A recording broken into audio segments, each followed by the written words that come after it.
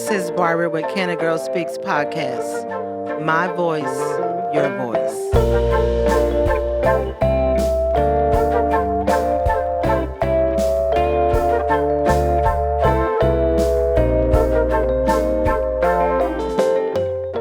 Good evening, everybody. This is Barbara with the Cana Girl Speaks podcast, and I am so excited to be recording this evening. I'm excited to be recording this month because this month is considered Women's History Month. And I wanted to bring on a young lady that I do admire. She's doing a lot of things in our community of Corsicana. And so I wanted to bring her on in honor of Women's History Month because she is making history. And so without further ado, I'd like to introduce Miss Christina Janecka. Janecka, yes. Yeah. So if I struggle with her last name, I apologize, but I'm going to let her do some more talking about herself. So why don't you tell the listening audience a little bit about who Christine is? Okay. I'm Christina Janecka. I came to Corsicana in the 8th grade. I was originally born and raised in Tyler. Oh. My grandparents live here in Corsicana, and they raised us from the 8th grade on. I have 2 sisters. I have an older, I'm the in between. So we were 10th grade, 8th grade, and 6th grade when we moved here. Oh. And it was a hard transition into this community just because we came from a very different background and upbringing. And I quickly got involved in school with the help of many mentors in the school district, and I have been here ever since. I am married. We're going on 27 years. Oh, wow. And I have a 26-year-old daughter, Brooke, that graduated from Corsicana, and she is now the pharmacist at HEB. Oh, wow. And we have a daughter that just turned 21. She's still at Tech, and she's graduated with her bachelor's in May. And she's pursuing her education in, she's wanting to be a licensed professional counselor. Okay. And kind of her niche and what she's wanting to devote her career in is children that have suffered from abuse and trauma. Oh, okay. So we're proud of her.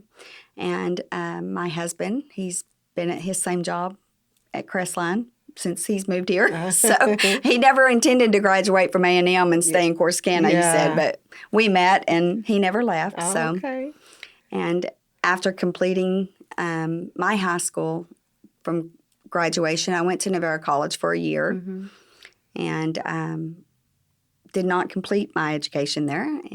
But I never left Corsicana. Yeah. So, and I started with a local community bank right after I married Scott, and I actually started in banking as a temporary through a temp agency, filling in for a lady that was the receptionist at City National, and she was going out on maternity leave, and by the time she was coming back, I was offered a permanent position, and never really considered myself to go into banking at all. It wasn't anything that I had a passion about, or that, it was just one of those things. It was a job at that moment. Yeah. And I worked there for 10 years and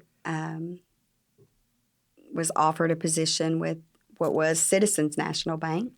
And I'm going on 18 years there. Wow. So, and so what is your position at this time? Right now, I have many titles. Many. I am the regional manager for several branches, and Corsicana being my home branch. And I am also head of our mortgage company-wide. So I manage all of the mortgage lenders and regulation and everything we do mortgage-related. And I also am a commercial lender as well here. So you have a wealth of experience, and just hearing your story, you rose up in the ranks. You're from small town Corsicana. So was it hard? And we talked earlier about being in a male-dominated field. And so did you have any challenges? I mean, I know sometimes as women, we have to prove ourselves, that we can do the job, Yes. And so now that you're in the role that you are, I mean, was it hard getting there? Yeah. Yes and no. When I came to work for Citizens, I started out as a banking officer, and I had a very small loan lending authority, and it was just kind of a start into lending. And it wasn't long after that I did receive my first promotion to assistant vice president. But I am very dedicated. I'm very obsessive in nature in all aspects. Very driven. And when I do something, I'm going to do it right or to the best of my ability. I'm not perfect. I make mistakes, but that was quickly noticed, I feel, from our senior management team and the board of directors. And I started there in 2004, and in 2010 was approached by our CEO at that point in time that he wanted to send me to the SWIGSB is what it's called, but it's the up at SMU, it's the Graduate School of Banking. Oh. And it's a 3-year program, so it's a big commitment.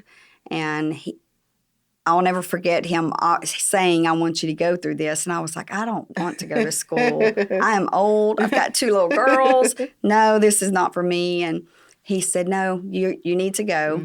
And so I went home and I was like, Scott, I don't know if I can do this. I've been out of school so long. And he was very encouraging, and a lot of my friends were very encouraging. They said, you can do this. And as I thought about it more, I thought, I want to do this to show my girls that they need an education and they need to some people can rise in the ranks and become successful without an education. But I always felt that question when someone would say, where'd you graduate from college? Yeah. And still to this day, it bothers me when people ask me that question. And it's always a topic of conversation when I'm traveling with the bank or anything. Where did you go to school? And I'm like, I didn't. Yeah. And so I wanted to provide that education, and my girls at that time were like 14 and 9, I believe. So they were old enough to understand what I was doing and why.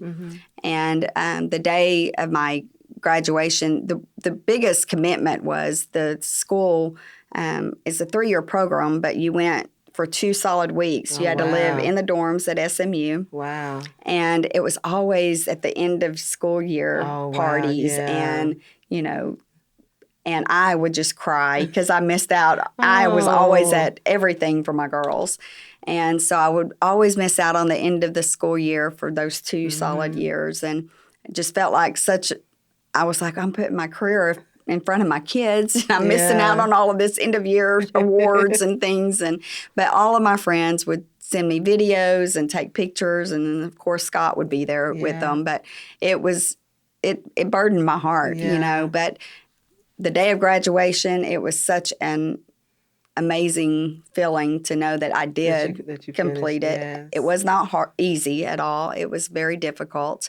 But it was something that I needed to do for myself and for my kids, just to be an example. But it was difficult to go back at that age and when I was already in my career and thinking, okay, how is this going to help me? But it did. I mean, it was a tremendous stepping stone for me to get to the next level. So how do you motivate other young ladies? Because there are a lot of challenges now. And what would you say let's just say, what would you say to your 5-year-old self, or your, if you were in middle school self, what would you say to her? To always look towards growth and how can I make myself better? What can I do to overcome? And one of the biggest things that I have told my staff that works for me, or anybody that I felt needed to hear it, is to never be a victim of your circumstances and to always rise above those challenges, that you can direct your future and your path. And so even when you feel like the world and obstacles are against you, you can determine whether you succeed or not. it might not always be easy, and there may be a lot of tears along the way, but I was told, many times, you'll never be successful. Oh, wow. You're never going to, become anything.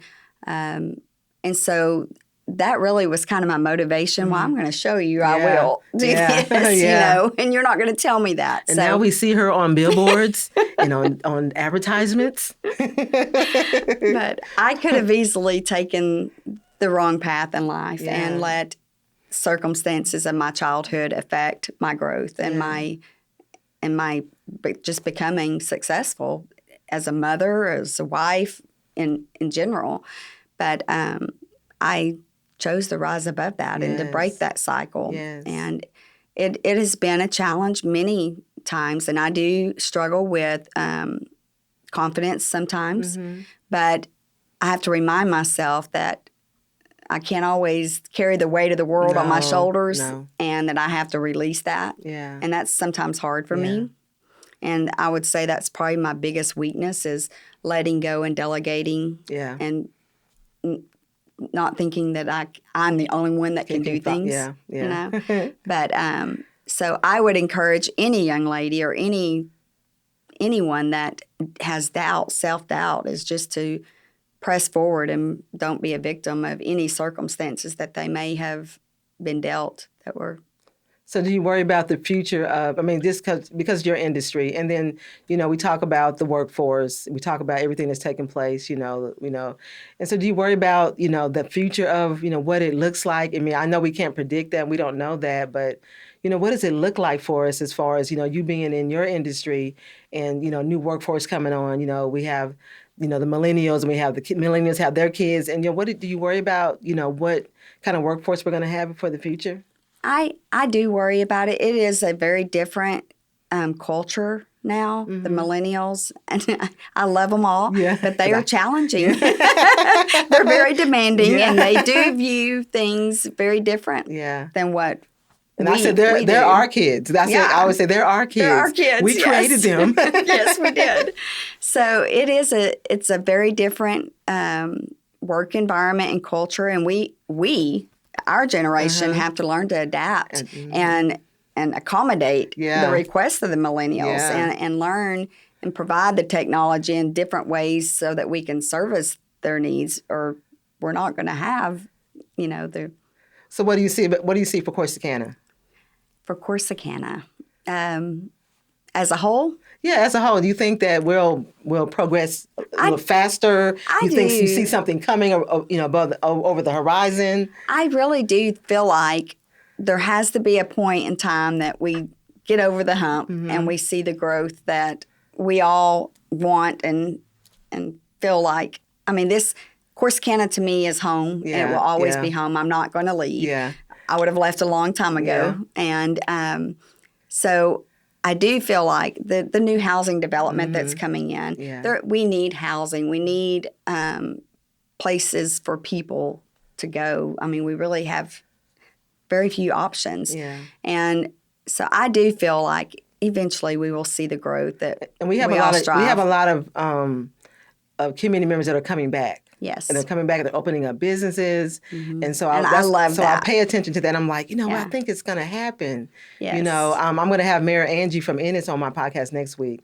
And I'm just excited about that. But I do believe that Corsicana is going to be, the place. I do too. Entertainment, places for our millennials, our millennial families to go to, because, they like to go to the Metroplex. I would like to go to Metroplex, but they like entertainment. They like, different type of restaurants, not just your traditional restaurants that we have, but just different kind of styles of restaurants. I think one of the greatest additions is our downtown district. Yeah. And when I have visitors come here from senior management team or just customers that come in, I always love to show them the downtown area. And they're just amazed at all of the little shops and the success of it, because a lot of places don't have that. Yeah.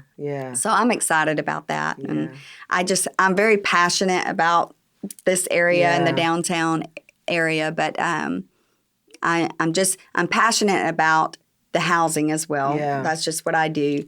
I love providing the first home to a young couple, or even someone that is just ready to upsize, or a retirement home. I just love that feeling of knowing these children have a home, and that I was a part of that, So the development out there, I was so happy to see and hear. I'm excited. I'm very excited, because that means that we're going to have more people come, because when they're tired of all the Dallas traffic and all this, they're going to want to come to a smaller community where everybody pretty much kind of like knows each other, and then they can go to their neighborhood store, then come down to their downtown, go over to the bistro, stuff like that, and just have a calming time. And I believe a lot of the larger industries and restaurants, they look at the housing when they're assessing our county and the economic impact and stuff. So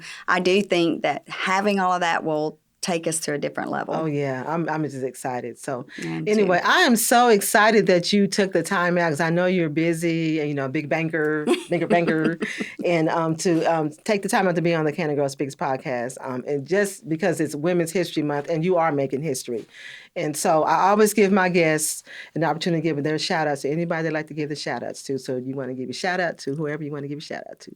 Okay, let's see.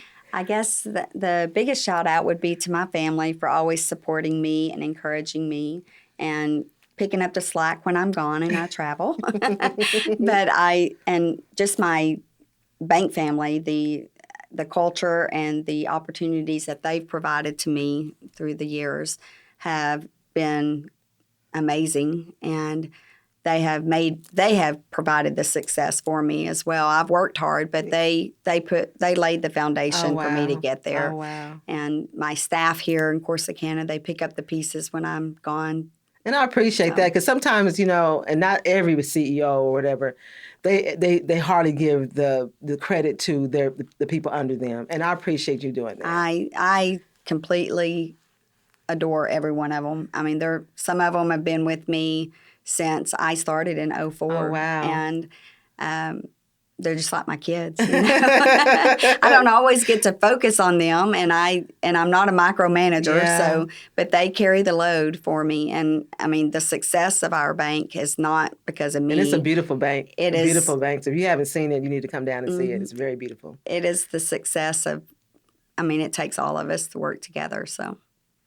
Well, that's it. That was so sweet. Well, thank you again for just coming out and being on the Cana Girl Speaks podcast. I wish you nothing but great success. Thank you. And I know you're gonna do well. Whatever next level and all that, you're gonna do well. Thank you. So, I appreciate it. So with that being said, thank you always for supporting the Cana Girl Speaks podcast. Have a safe evening and have a great weekend, and we'll see you next time. Good evening.